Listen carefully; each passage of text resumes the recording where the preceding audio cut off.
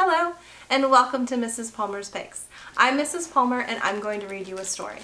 Today, we're going to read A House That Once Was by Julie Fogliano.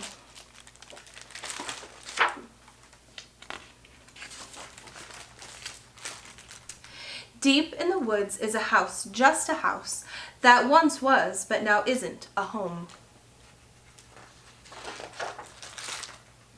At the top of a hill sits the house that is leaning, a house that once wasn't, but now it is peeling, a house that was once painted blue.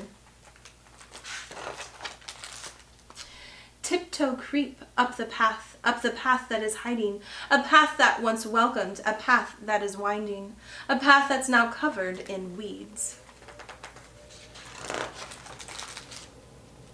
At the front of the house that is waiting, there's a door that is not really open, but barely, a door that is closed, but not quite, a door that is stuck between coming and going, a door that was once painted white.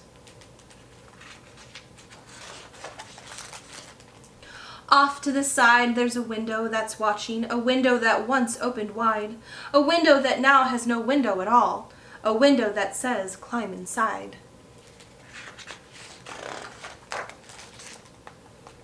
Inside the house it is silent but creaking. We're whispering mostly, but not really speaking. We whisper though no one would mind if we didn't.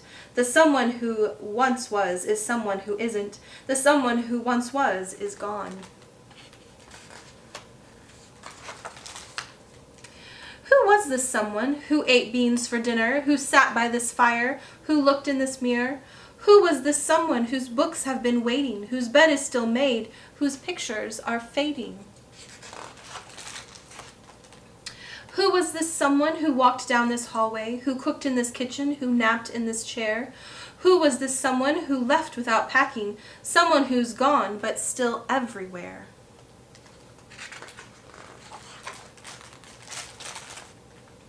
Was it a man with a big beard and glasses who would look out the window and dream of the sea? Or a woman who painted all day in the garden portraits of squirrels while sipping iced tea? Was there a cat who would sleep by the fire, or a girl who would twirl to her records and sing?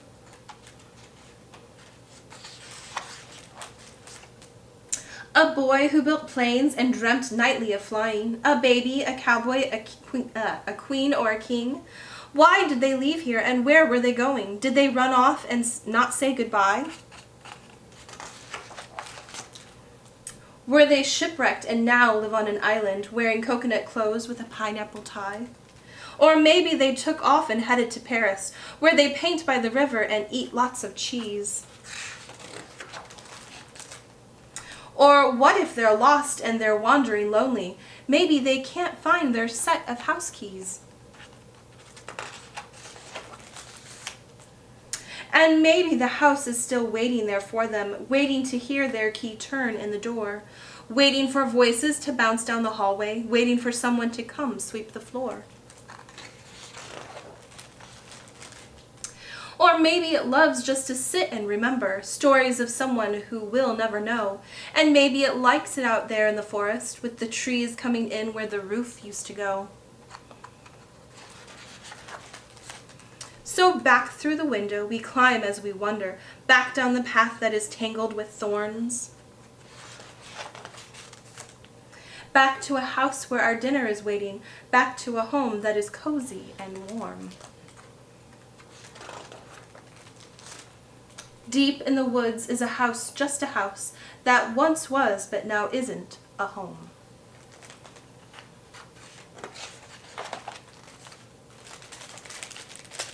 I hope you liked this story. If you did, look for it at your local library. Thanks. Bye.